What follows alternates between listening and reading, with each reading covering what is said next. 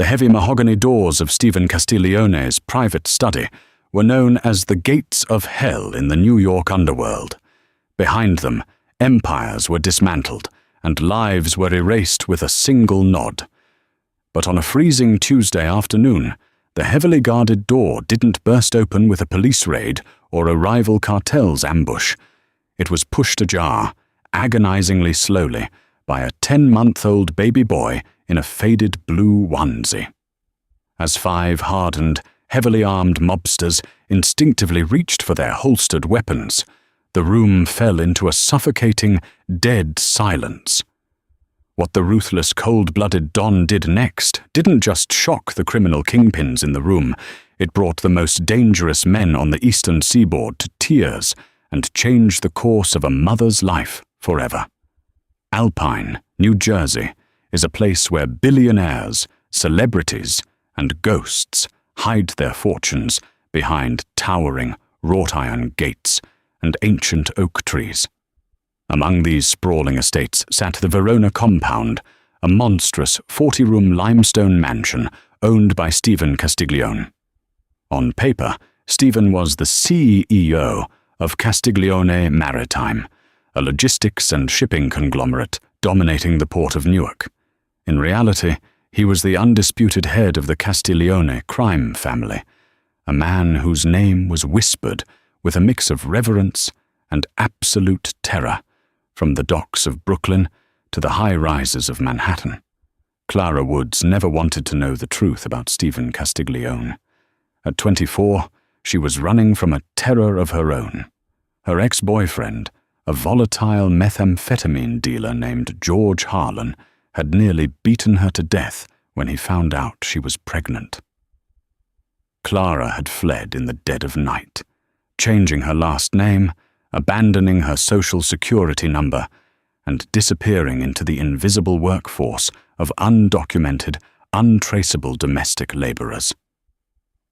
She found the job through a discreet, cash-only agency operated by an elderly woman named Mrs. Gable in Queens. The agency specialized in supplying staff to high-net-worth individuals who value absolute discretion. The pay was exorbitant, $3,000 a week, entirely in cash, but the rules were draconian. No cell phones, no unapproved days off, no eye contact with the homeowner or his associates, and most importantly, no children. But Clara had Toby. Toby was 10 months old, a quiet, observant baby with a mop of dark curls and large, soulful brown eyes.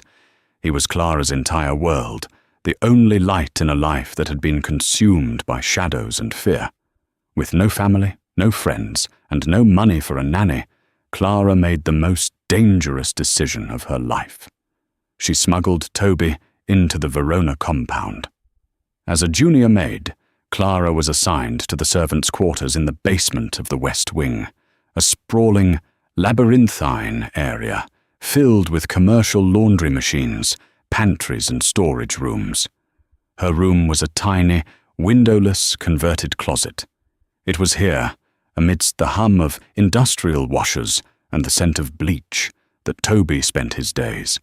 Clara had created a makeshift crib out of padded shipping crates and soft linen. Toby was miraculously a quiet child. It was as if he understood the stakes of their survival. When Clara had to scrub the marble floors of the grand foyer or polish the silver in the dining room, she would time her shifts with Toby's naps, rushing back down the service stairs every hour to check on him. For 3 months, the system worked. Clara became a ghost. She wore the stark black and white uniform, kept her head bowed, and scrubbed until her hands were raw and blistered. She learned the rhythms of the house under the tyrannical supervision of Beatrix Palmer, the head housekeeper. Beatrix was a stern, uncompromising woman in her 60s, who walked with a cane and had an uncanny ability to spot a single speck of dust on a crystal chandelier. Clara also learned to fear the men who occupied the upper floors. She saw them only in passing. Men in expensive Italian suits with bulging jackets, speaking in hushed, urgent tones. She learned to recognize the underboss, Leonard "Lenny" Russo, a man with a scarred jaw and dead, shark-like eyes. But above all, she learned to terrify herself with the very idea of Stephen Castiglione. Stephen was a phantom to the staff. He rarely left the East Wing, where his private study and the heavily secured boardroom were located. When he did move through the house, Beatrix would ring a small silver bell, and the maids were instructed to turn their faces to the wall until he passed. Clara had only caught glimpses of him. Broad shoulders wrapped in a bespoke charcoal suit, raven black hair slightly greying at the temples, and an aura of such profound, suffocating authority that the air in the room seemed to freeze. Rumour among the staff was that Stephen had lost his soul 5 years ago. A rival family from Chicago had attempted a hit on him. Stephen had survived, but his young wife, Isabella, and their infant son had been caught in the crossfire. Since that day, Stephen had become a machine, ruthless, unfeeling, and merciless. He wiped out the Chicago faction in a month of unprecedented bloodshed, earning the moniker Il Fantasma, the Ghost. Clara knew that if she were caught with Toby, she wouldn't just be fired. People who broke the rules at the Verona compound didn't just lose their jobs, they disappeared. But the money was her only ticket out. She just needed 3 more months of savings to afford fake passports and a flight to Europe, where she and Toby could finally start a real life. She just needed to remain invisible. It was the second Tuesday of November, and a violent nor'easter was battering the New Jersey coastline. Torrential rain lashed against the bulletproof windows of the Verona compound, and the sky was the color of bruised iron. The weather seemed to mirror the mood inside the house. A high-stakes summit was taking place in the East Wing. Clara's day had been chaotic from the start. Beatrix was on a rampage, limping through the corridors and barking orders. The catering staff had spilled a tray of espresso near the entrance to the East Wing, and Beatrix had dragged Clara from her laundry duties to clean the Persian rug. "Make it spotless, Clara," Beatrix hissed, her fingers digging into Clara's shoulder. "Mr. Castiglione is hosting the Genovese delegates, and Arthur Penhaligon from the Longshoremen Union. If they see a single stain, I will have you scrubbing the driveway with a toothbrush." Clara nodded frantically, dropping to her knees with a bucket of specialized cleaner and a sponge. Her heart was hammering against her ribs. In her rush to follow Beatrix, she had made a fatal error. She had left the heavy oak door of the basement stairs cracked open just an inch, and Toby, who had recently mastered the art of the swift, silent commando crawl, had just woken up from his nap. Down in the dim light of the laundry room, Toby sat up in his padded crate. The rhythmic hum of the washing machines usually lulled him back to sleep. But today, a shiny, discarded metal button on the floor caught his eye. He reached for it, tumbled out of the crate with a soft thud onto the plush rug Clara had laid down, and grabbed the prize. But then he looked up. The crack of light from the basement door beckoned to him. Driven by the insatiable curiosity of a 10-month-old, Toby crawled toward the light. He squeezed his small frame through the gap and found himself at the bottom of the grand, carpeted service stairs. To a baby, it was a mountain. But Toby was determined. One agonizing step at a time, pulling himself up by the banister spindles, he began his ascent. Meanwhile, on the ground floor, Clara was furiously scrubbing the espresso stain. The chemical smell of the cleaner burned her nose. She glanced at the antique grandfather clock in the hallway. 2:15 p.m. Toby would be waking up soon. She needed to finish and get back down to the basement. "Almost done," she muttered to herself, wiping the sweat from her forehead. 100 feet away, down the long, opulent corridor, adorned with Renaissance oil paintings, was the door to Stephen Castiglione's private study. Inside, the atmosphere was lethal. Stephen sat at the head of a massive mahogany table, his face a mask of cold, unyielding granite. Opposite him sat Arthur Penhaligon, a corrupt union boss sweating profusely through his expensive suit, and 3 armed delegates from the Genovese family. Lenny Russo stood by the window, a silenced Sig Sauer resting casually on the windowsill. "You're lying to me, Arthur," Stephen said. His voice wasn't loud. It didn't need to be. It possessed a low, resonant gravel that vibrated through the floorboards. "You skimmed 15% off the top of the container shipments at Terminal 4. That money belongs to my family." "Stephen, I swear on my mother's grave," Arthur stammered, pulling a silk handkerchief from his pocket to wipe his brow. "The manifests were altered by the Port Authority. I had nothing to do with it." Stephen leaned forward, resting his chin on his steepled fingers. His eyes, dark as polished obsidian, locked onto Arthur. "Lenny," Stephen said softly. Lenny picked up the gun. The metallic clack of the safety being disengaged echoed in the quiet room. The Genovese men tensed, their hands hovering over their jackets. The room was a powder keg, mere seconds away from a bloodbath. Outside in the hallway, Toby had reached the top of the stairs. He patted the thick, luxurious carpet of the main corridor. It felt nice against his little hands.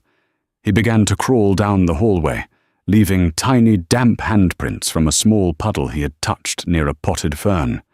He crawled past marble busts of Roman emperors and gilded mirrors. He was a tiny, oblivious explorer in a house of death. Clara finished the stain. She stood up, her knees popping, and picked up her bucket. She turned to walk back toward the servants' corridor. As she passed the main hallway intersecting the east wing, she stopped dead in her tracks.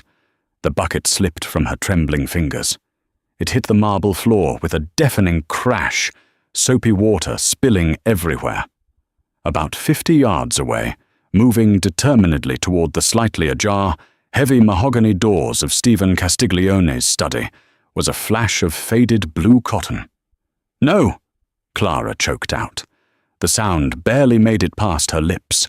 Her blood turned to ice. Her lungs refused to expand. Complete, paralyzing terror gripped her body. She sprinted forward, her non-slip shoes squeaking against the wet marble. "Toby," she mouthed, unable to scream, terrified that a sudden loud noise would alert the guards stationed at the far end of the wing. But she was too late. Toby had reached the door. He sat back on his haunches, fascinated by the brass hinges. Then, putting his little hands flat against the polished mahogany, he pushed. The heavy door, balanced perfectly on oiled hinges, swung open just enough for him to squeeze through. Toby crawled into the lion's den. The tension inside the study had reached its absolute zenith. Lenny had the gun raised, aimed squarely at the center of Arthur Penhaligon's forehead. Arthur was quietly sobbing, reciting a Hail Mary under his breath. Stephen was watching the man break, his face devoid of an ounce of pity or humanity. Then came a sound that did not belong in the violent universe of Stephen Castiglione. It was a soft, wet smack of a tiny hand hitting the hardwood floor, followed by a cheerful, bubbling baby's coo. "Baba!" Every man in the room froze. Lenny's finger hovered over the trigger. The 3 Genovesian forces whipped around, their hands instantly drawing heavy-caliber pistols from their shoulder holsters, aiming at the intrusion. There, in the center of the Persian rug, surrounded by the most dangerous men in New York, sat Toby. He looked up at the circle of men holding guns, completely unbothered. He blinked his large brown eyes, a line of drool sliding down his chin. He had the shiny metal button clamped in his left fist. "What the absolute hell?" Lenny breathed, lowering his gun an inch, his eyes wide with shock. "Don't move!" One of the Genovese men barked out of sheer instinct, his pistol trembling as he aimed it at the 10-month-old child. "Put the gun down, Marco!" Stephen's voice cut through the air. It was sharp, lethal, and commanded immediate obedience. Marco swallowed hard, slowly lowering his weapon. The surreal nature of the moment had sucked all the oxygen out of the room. A baby, in the private study of Il Fantasma. It was an impossibility. It was like a dove flying into the center of a roaring blast furnace. Stephen slowly stood up from his leather armchair. He raised a hand, signaling for every man in the room to stand back. Lenny, Arthur, and the delegates practically pressed themselves against the wood-paneled walls. Stephen walked around the massive table. His footsteps were completely silent on the thick rug. He towered over the child, a menacing, shadowy figure. Toby tilted his head back to look at the giant man. For a terrifying 5 seconds, nobody breathed. Arthur Penhaligon had forgotten he was about to be executed. Lenny stared in disbelief. Stephen looked down at the boy, his jaw clenched, his eyes unreadable. Toby, unintimidated by the terrifying aura of the Mafia boss, simply reached out his tiny hand. He opened his fist and offered Stephen the shiny metal button he had found in the laundry room. "Da," Toby chirped. Stephen Castiglione didn't move. Then, slowly, the impenetrable wall of his composure began to fracture. His eyes locked onto the baby's face, tracing the curve of his chubby cheeks, the unruly dark curls, and those large brown eyes. Stephen fell to his knees. The thud of his tailored suit hitting the floor echoed in the silent room. He didn't take the button. Instead, with hands that had ordered the deaths of dozens, hands that had choked the life out of his enemies, Stephen reached out, his fingers trembling violently. He gently cupped Toby's cheek. "Gabriel?" Stephen whispered. The name shattered the silence. Lenny gasped, stepping back as if he had been physically struck. The men in the room who knew Stephen's history felt a cold chill race down their spines. Gabriel was the name of the son Stephen had lost 5 years ago. Toby smiled, a bright, toothless grin, and grabbed Stephen's thick, scarred thumb, squeezing it with all his little might. Stephen squeezed his eyes shut. And then, the impossible happened. The monster of the New York underworld, the man who hadn't shed a tear when he stood over the open caskets of his entire family, began to cry. A single, heavy tear escaped his closed eyelids, tracking down his rough cheek. It was followed by another, and then another. A ragged, guttural sob tore from his throat. He leaned forward, resting his forehead against the floor just inches from Toby, his broad shoulders shaking with 5 years of buried, agonizing grief. "Boss," Lenny started, his voice cracking, entirely unsure of what to do. Before anyone could react further, the study doors burst wide open. Clara practically flew into the room, her hair disheveled, her black and white maid's uniform soaked with soapy water. Her eyes were wild with sheer, unadulterated panic. She threw herself onto the floor, scrambling toward Toby on her hands and knees. "I'm sorry. I'm so sorry," Clara screamed, snatching Toby into her arms and pressing his little head tightly against her chest, shielding him with her body. She squeezed her eyes shut, waiting for the bullet. She waited for the crack of a gun that would end her life. "Please! He's just a baby! Please don't hurt him, shoot me, but please let him go!" She was hyperventilating, crying hysterically, rocking back and forth on the floor. She braced for the impact of a bullet. She knew the rules. She had breached the inner sanctum. She had interrupted Mafia business. But the gunshot never came. Instead, Clara felt a large, warm hand rest gently on her trembling shoulder. She forced her eyes open and looked up. Stephen Castiglione was still on his knees, right beside her. His dark, fearsome eyes were red-rimmed and wet. The coldness that everyone spoke of was entirely gone, replaced by a raw, naked vulnerability that made Clara's breath hitch. No one is going to hurt you, Stephen said. His voice was thick with emotion, soft and surprisingly gentle. He looked from Clara to the baby securely held in her arms. And no one in this world is going to hurt him. Stephen slowly stood up. He wiped his face with the back of his hand, taking a deep breath to compose himself. When he turned back to the men in the room, the vulnerability vanished, instantly replaced by the terrifying, authoritative presence of the Don. But there was a new edge to it, something fiercely protective. "The meeting is over," Stephen announced, his voice ringing with absolute finality. Arthur Penhaligon blinked, confused and terrified. "But, Stephen, the missing shipments—" "I said the meeting is over, Arthur," Stephen snapped, his gaze pinning the union boss to the wall. "Get out of my house, all of you. Lenny, escort them out. Now." Lenny holstered his weapon without a word, nodding sharply. "You heard the boss. Let's go." As the bewildered mobsters filed out of the room, leaving the heavy scent of cologne and fear in their wake, Clara remained frozen on the floor, clutching Toby. She couldn't process what was happening. Her heart was beating so fast she thought she might pass out. Stephen waited until the doors clicked shut. The enormous study was suddenly silent, save for the sound of rain lashing against the windows and Clara's uneven breathing. He turned back to her, looking down at the terrified young woman in the soaked uniform. "What is his name?" Stephen asked softly. Toby, Clara stammered, shrinking back slightly. "Toby," Stephen repeated, the name rolling off his tongue.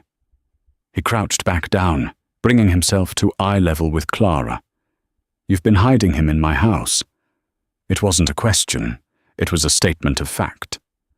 Clara squeezed her eyes shut again. "I'm sorry. I had nowhere else to go. I didn't have the money for a sitter. My ex, he was going to kill us. I just needed the money to get away.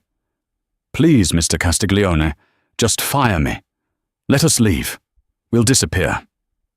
Stephen looked at the bruise on Clara's cheekbone that had never fully healed, the dark bags under her eyes, the desperate maternal grip she had on her child. He saw a mirror of the desperation he had felt 5 years ago, standing in a hospital wing, helpless to save his own family. "You aren't going anywhere, Clara," Stephen said. Clara's blood ran cold. "This is it," she thought. "He's going to have us killed." But Stephen reached out and, very gently, wiped a streak of soapy water from Clara's cheek with his thumb. "You're not going anywhere," he repeated, his voice dropping to a comforting murmur, "because from this moment on, you and Toby are under my protection." The heavy mahogany doors clicked shut, leaving Clara and Toby alone in the cavernous study with the most feared man on the eastern seaboard. The silence that followed was heavier than the storm raging outside. Clara remained rooted to the floor, her heart hammering against her ribs like a trapped bird. She was waiting for the illusion to break, waiting for Stephen Castiglione to remember who he was and order her execution. Instead, Stephen reached into his jacket pocket, pulled out a stark white linen handkerchief, and offered it to her. "Dry your face," Stephen commanded quietly. It wasn't a request. It was the ingrained tone of a man who expected the world to bend to his will. Yet, the malice was entirely absent. Clara took the handkerchief with a shaking hand, pressing it against her damp cheeks. Toby, entirely oblivious to the monumental shift in power dynamics, babbled happily and tried to chew on the brass button he had successfully smuggled out of the laundry room. Stephen watched the child with an intensity that made Clara's breath catch. "He shouldn't be chewing on metal," Stephen murmured. He extended his large, scarred hand, palm up. "Give it here, Toby." Miraculously, the 10-month-old paused, looked at the imposing mob boss, and dropped the spittle-covered button into Stephen's palm. Stephen didn't flinch. He placed the button on his massive oak desk and pressed a hidden intercom button beneath the rim. "Beatrix," Stephen's voice echoed through the invisible speakers of the house. "My study. Immediately. And bring Dr. Harrison." Less than 60 seconds later, the study doors opened. Beatrix Palmer stood there, her usually impeccable posture rigid with apprehension.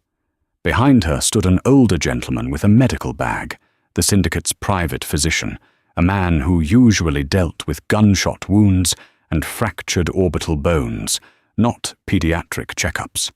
Beatrix's eyes darted from Stephen to the wet spot on the rug, and finally landed on Clara, who was still kneeling on the floor in her ruined maid's uniform, clutching a baby. The head housekeeper's face drained of all color. "Mr. Castiglione," Beatrix gasped, her knuckles turning white on the handle of her cane. I had no idea. I swear to you on my life, I didn't know she smuggled a child into the compound. I will have her removed immediately. I will, personally." "Quiet, Beatrix," Stephen interrupted. The temperature in the room plummeted.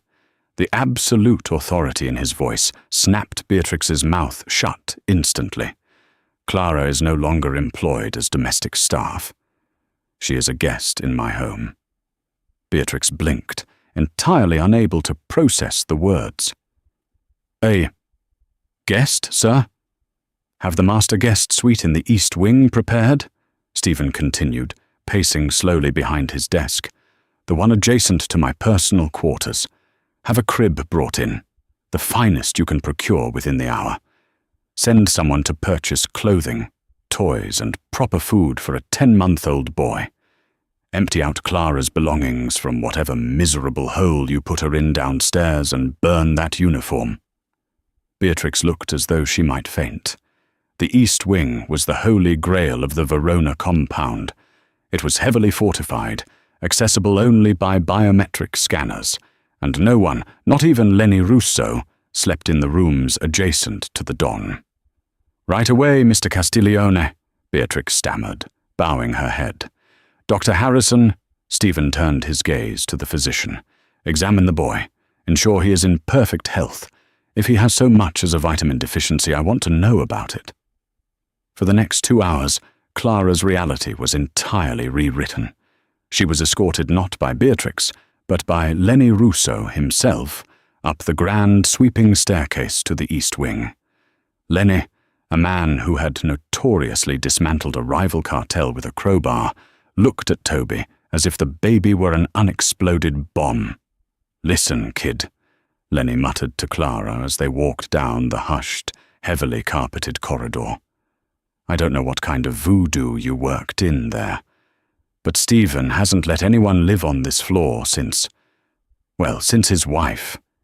You keep your head down, you keep the kid quiet, and maybe we all survive the week."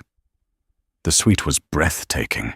It was larger than any apartment Clara had ever lived in, featuring floor-to-ceiling bulletproof windows overlooking the sprawling, pine-covered grounds of the estate.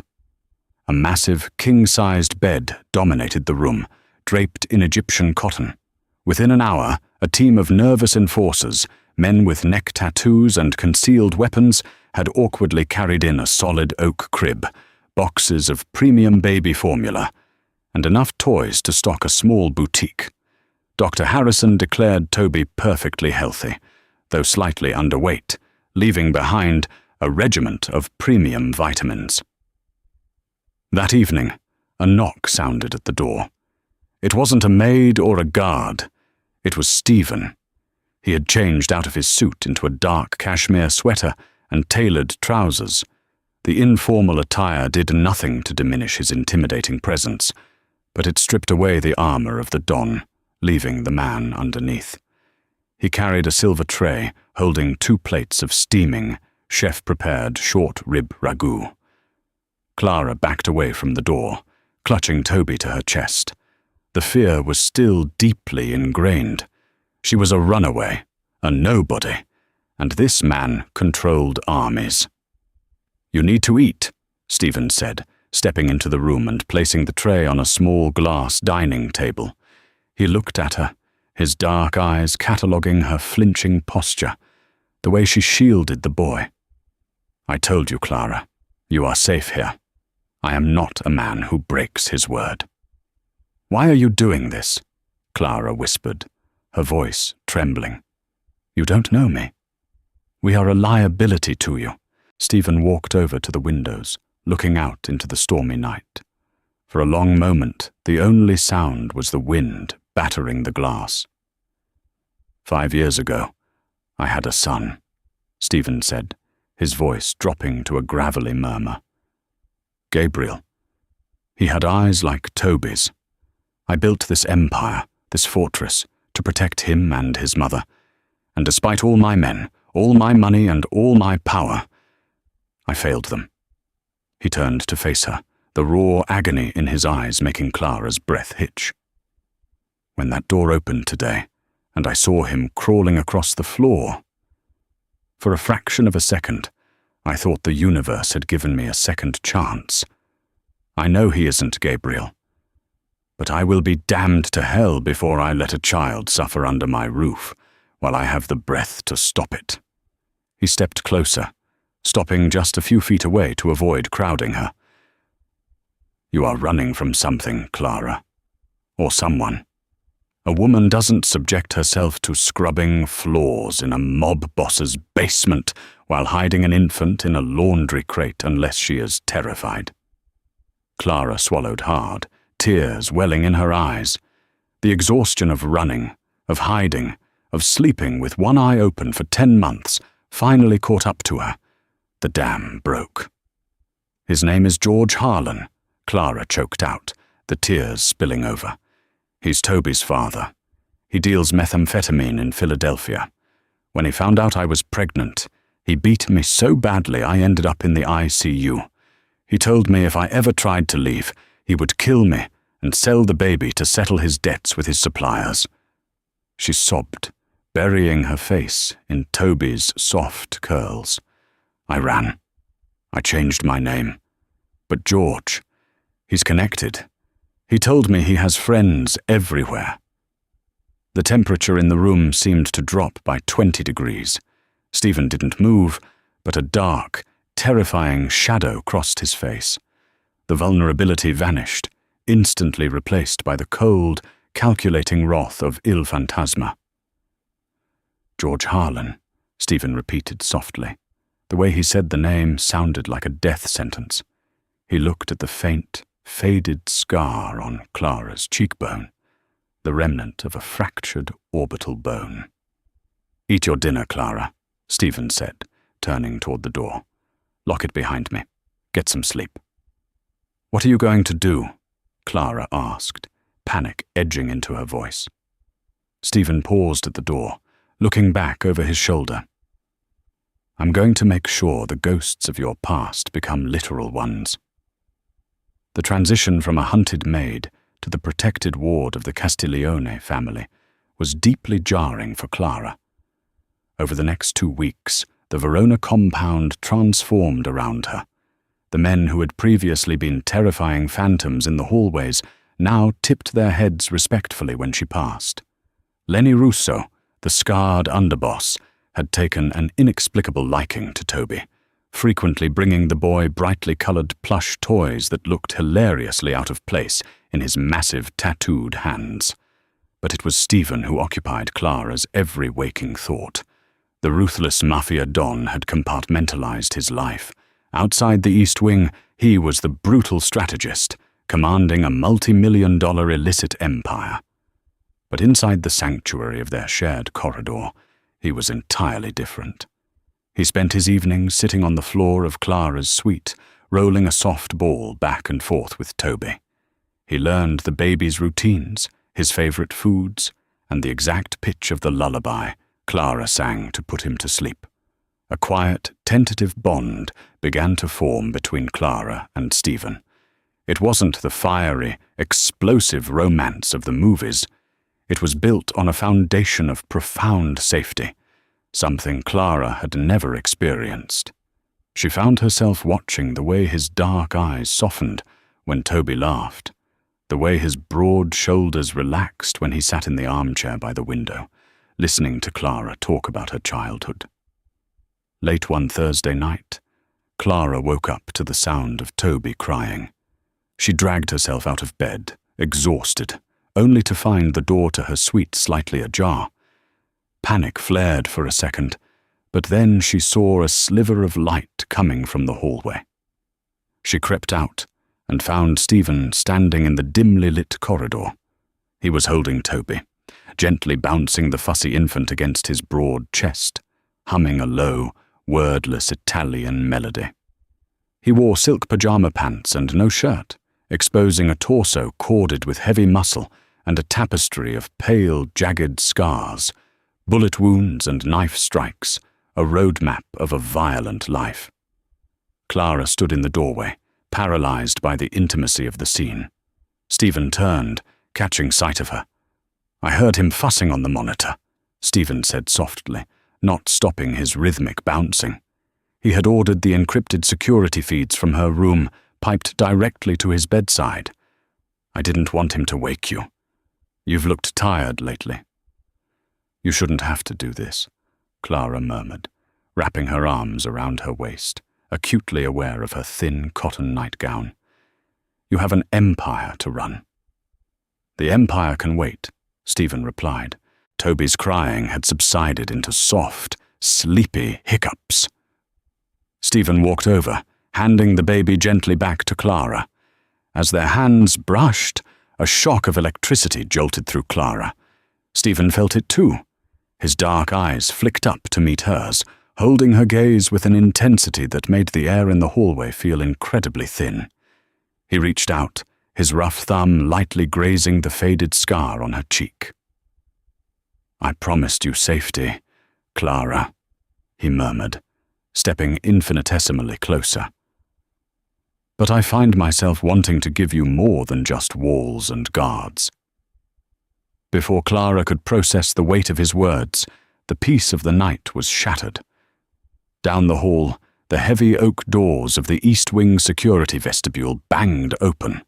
Lenny Russo came sprinting down the corridor, entirely ignoring protocol. He was fully dressed, a tactical vest strapped over his shirt, and an assault rifle gripped tightly in his hands. "Boss!" Lenny barked, his voice breathless and harsh. Stephen stepped in front of Clara instantly, shielding her and Toby with his body. The tender man from 3 seconds ago vanished, replaced by the apex predator. "What is it, Lenny?" "We've got a breach," Lenny said, his chest heaving. "Dominic just flagged a massive anomaly in the financial streams, but that ain't the worst of it. One of the perimeter guards, Sal, just got dragged out of the tree line. He's bleeding out." "Throat cut," Clara gasped, pulling Toby tighter against her chest. "Who?" Stephen demanded, his voice dangerously calm.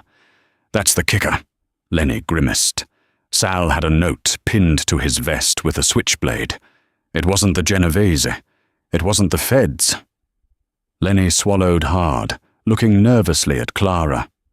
"It was signed by Mickey Sullivan, the Irish mob out of Hell's Kitchen." Stephen's jaw locked. The Sullivan Syndicate was a brutal, chaotic outfit, known for human trafficking and extortion. They weren't powerful enough to take on the Castiglione family in an open war, which meant this was a targeted, suicidal strike. "Dominic ran the background check on Clara's ex like you asked," Lenny continued rapidly. "George Harlan. Turns out Harlan isn't just a street-level meth dealer. He's Mickey Sullivan's nephew on his mother's side. Harlan used the Sullivan network to track Clara down. They found the cash-only Maid agency in Queens. They tortured Mrs. Gable for 3 days before she gave up the address to the Verona compound." Clara felt the blood drain entirely from her head. The room spun. "George found me. He's here." "They know she's in the house, Stephen," Lenny warned, "and Mickey Sullivan just declared war to get his nephew's property back." Stephen turned slowly to Clara, His eyes were completely black, empty of anything resembling mercy. "Take the boy. Lock yourself in the panic room behind my closet. Do not open the door for anyone except me or Lenny." "Stephen," Clara choked out, terror paralyzing her limbs. "They'll kill you. George is a monster." Stephen reached out, gripping the back of her neck with a firm, grounding pressure. He pulled her forward, pressing a hard, desperate kiss against her forehead.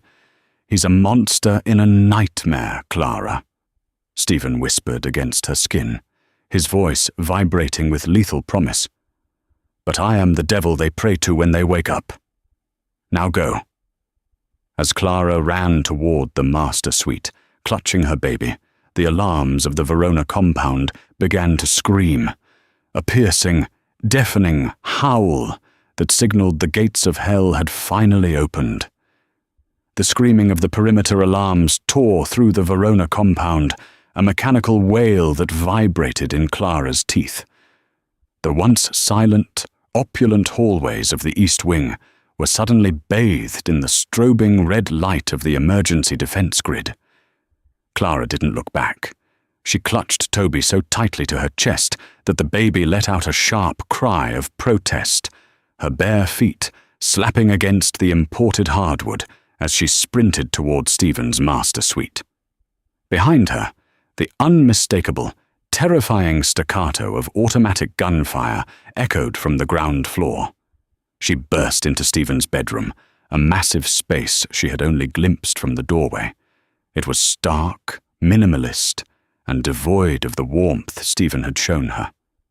She threw open the doors to his walk-in closet, her hands shaking so violently she could barely operate the keypad hidden behind a row of bespoke Italian suits.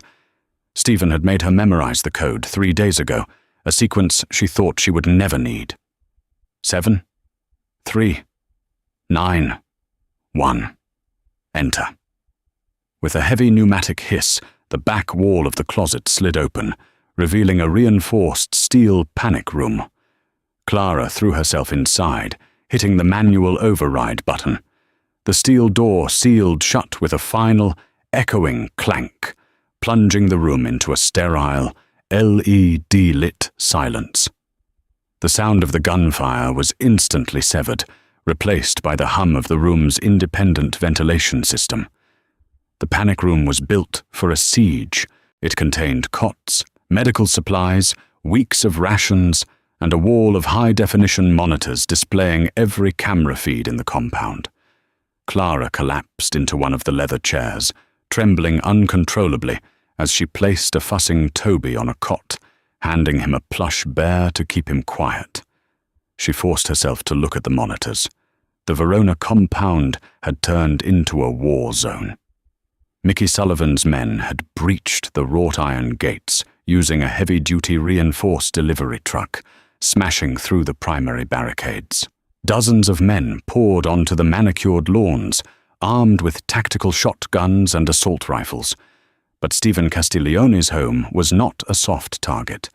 It was a fortress designed by a man who had already lost everything and refused to let it happen again. On camera 4, Clara watched in horrified fascination as Lenny Russo and a squad of Castiglione enforcers held the grand foyer.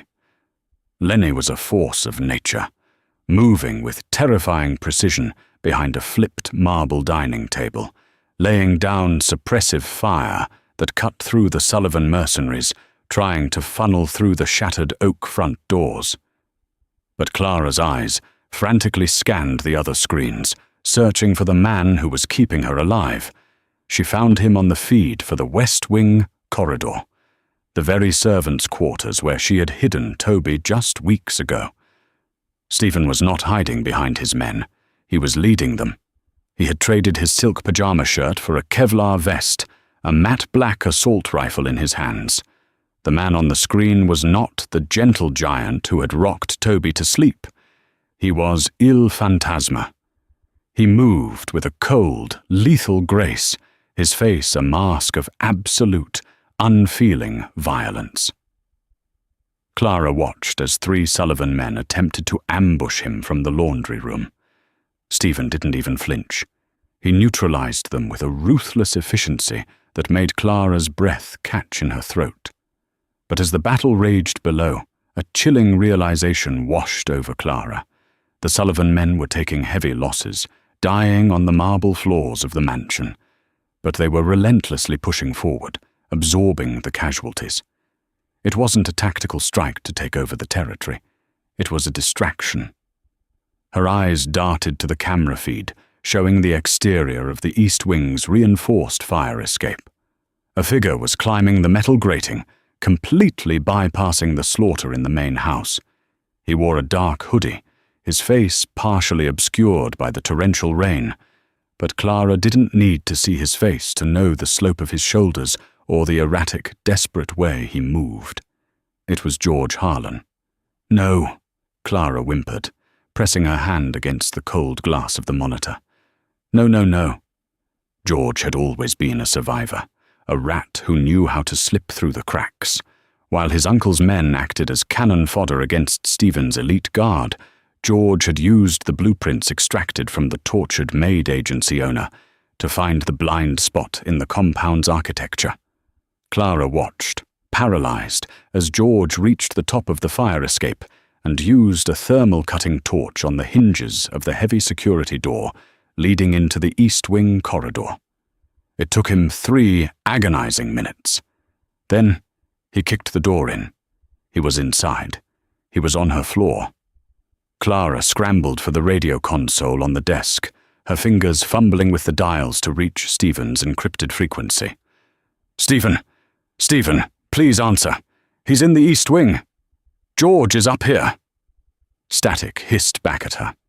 The heavy storm outside, combined with the electronic countermeasures the Sullivan crew had deployed, was jamming the internal comms. Stephen was fighting in the basement, entirely unaware that the wolf had bypassed the hounds and was standing outside the sheep's pen.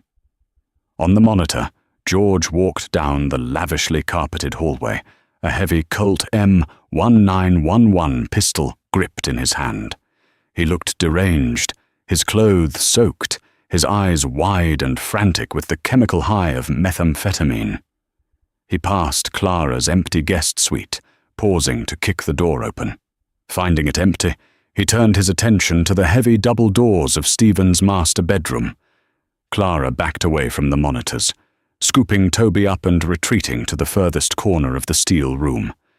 She pressed the baby's face into her shoulder, covering his ears. Thud. A heavy impact rattled the bedroom doors outside. Thud. Thud.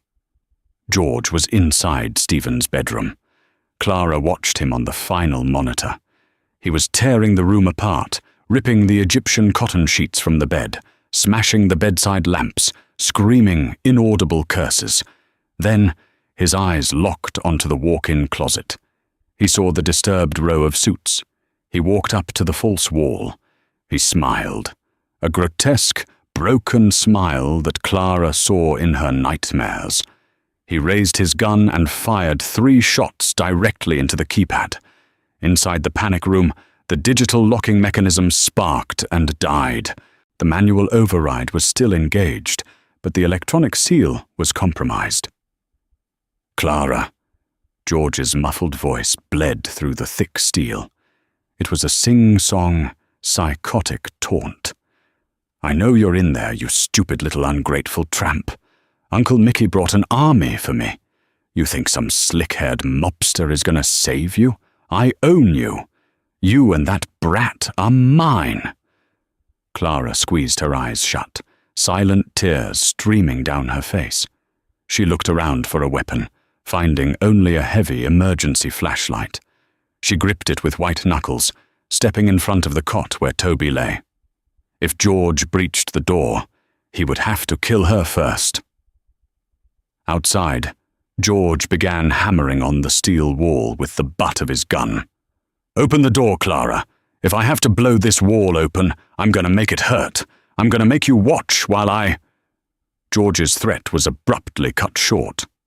On the monitor, Clara saw the master bedroom doors, silently swing open. Stephen Castiglione stepped into the room. He was covered in the dust and blood of the siege downstairs. His Kevlar vest was scored with bullet grazes, and he had dropped his empty rifle, now holding a matte black tactical knife in one hand and his sidearm in the other. He moved with the terrifying, absolute silence of a predator. George heard the floorboard creak and whipped around, raising his gun. But Stephen was faster. Stephen didn't shoot. He closed the 10-foot distance between them in a fraction of a second, slapping the barrel of George's gun aside with his forearm. The weapon discharged into the ceiling, raining plaster down on them. With a brutal, calculated motion, Stephen drove his knee into George's abdomen, folding the younger man in half, and then brought the heavy steel handle of his knife down onto George's wrist. The sickening crack of bone was audible even through the panic room walls. George screamed, dropping the pistol. Stephen grabbed George by the throat, hoisting the drug dealer off his feet and slamming him against the reinforced steel door of the panic room with enough force to shake the walls. Inside, Clara gasped, watching the violent, awe-inspiring display of power. "You came into my house." Stephen's voice was a low, demonic rumble that penetrated the steel barrier. He stared into George's terrified, bloodshot eyes. "You frightened my family. You threatened what is mine." She's my property," George spat, blood flying from his lips, trying desperately to claw at the massive hand crushing his windpipe. "You don't know who you're messing with. Mickey Sullivan will burn this place to the ground." "Mickey Sullivan," Stephen whispered, his eyes entirely dead, "is currently bleeding out on my foyer rug. His syndicate is ash, and you—" Stephen leaned in closer. "You are a ghost." Stephen moved. Clara turned her face away from the monitor, pulling Toby tight against her, unable to watch the lethal conclusion. There was a dull thud, a horrific, gurgling gasp, and then the heavy sound of a body hitting the floor. Silence descended upon the master suite. For a long, agonizing minute, the only sound in the panic room was the hum of the ventilation and Clara's own ragged breathing. She stared at the monitor. George Harlan lay motionless on the floor, a pool of dark crimson expanding rapidly across the imported rug. Stephen stood over the body, his broad chest heaving slightly. He dropped the knife, wiped his hands on a pristine white towel he pulled from the bathroom, and walked up to the camera mounted above the closet door. He looked directly into the lens. The cold, unfeeling mask of the Mafia Don melted away, replaced by an exhaustion and a desperate, raw concern. He pressed his hand against the steel wall. "Clara," his muffled voice came through. "It's over. He's gone. You are safe. Open the door." Clara dropped the flashlight. Her legs gave out beneath her, and she crawled toward the manual override lever. Her hands were shaking so badly she could barely grip the heavy metal handle. With a massive heave, she pulled it down. The hydraulic locks disengaged with a hiss. The heavy steel door slid open. Stephen was standing right there. The smell of cordite, rain, and copper filled the air. Clara didn't look at the floor. She didn't look at the body. She threw herself forward, burying her face into Stephen's chest. Stephen caught her, wrapping his massive, muscular arms around her trembling frame. He held her with a fierce, protective grip, burying his face in her hair. He didn't care about the blood on his vest or the chaos still being cleaned up downstairs. In that moment, the undisputed king of the New York underworld was holding the only thing that mattered to him. "I've got you," Stephen murmured, his voice thick with emotion, rocking her gently. "I've got you. He will never, ever hurt you again." Toby, still sitting on the cot inside the panic room, let out a loud, demanding wail, unhappy with the loud noises and the sudden opening of the door. Stephen pulled back slightly, looking down at Clara's tear-streaked face. He reached up, gently wiping the tears away with his thumb, just as he had done in his study weeks ago. Then he stepped past her into the panic room and picked up the crying infant. He held Toby against his unarmored shoulder, patting the boy's back until the cries subsided into soft hiccups. Stephen looked from the child in his arms to the woman standing before him. "The Sullivan family is done," Stephen said quietly, ensuring Clara understood the absolute finality of the night. "Lenny is handling the cleanup. By tomorrow morning, the commission will know what happened here. They will know that an attack on my home is an attack on my blood." Clara looked up at him, her heart pounding. "Your blood?" she whispered. Stephen stepped closer, closing the distance between them. He reached out with his free hand, intertwining his fingers with hers. "I spent 5 years living as a ghost in this house, Clara. I built an empire of ashes because I thought I didn't deserve to protect anything beautiful ever again. But then a little boy crawled through my door, and a woman brave enough to fight a cartel with a bucket of soapy water walked into my life." He raised her hand to his lips, pressing a warm, reverent kiss to her knuckles. "You are not a maid. You are not a guest. And you are no longer running," Stephen vowed, his dark eyes burning with an intensity that chased away the last remnants of her fear. "If you will have me, Clara, this is your home. Toby is my son, and anyone who ever tries to dispute that will have to go through me." Clara looked at the terrifying, beautiful man standing before her holding her child. She saw the scars of his past and the undeniable promise of their future. The fear that had dictated her life for over a year finally evaporated, replaced by a profound, unshakable peace. She stepped forward, rising onto her toes, and pressed her lips against his. Stephen groaned softly, dropping his forehead against hers, deepening the kiss with a desperate, hungry passion that sealed their twisted, violent, and incredibly beautiful fate. Downstairs, the sirens finally faded into the rainy night. The Verona compound was battered and bruised, but it had not fallen. The ghost had finally found his soul, and the invisible girl had finally found her king. The legend of Stephen Castiglione's impenetrable fortress changed that night. The criminal underworld whispered in hushed, terrified tones about the massacre of the Sullivan Syndicate. But more importantly, they whispered about the reason behind it. Stephen transformed from a hollow, grieving ghost into a fiercely devoted patriarch, ruling his empire with Clara by his side.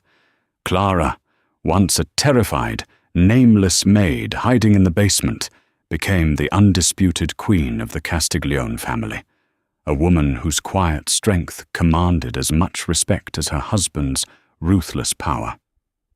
Toby grew up oblivious to the blood spilled for his safety, raised by a father who loved him with a terrifying, absolute devotion. The baby who accidentally crawled into the lion's den didn't just survive the Mafia boss, he completely tamed him, proving that even in the darkest, most violent corners of the world, love remains the most dangerous and unstoppable force of all.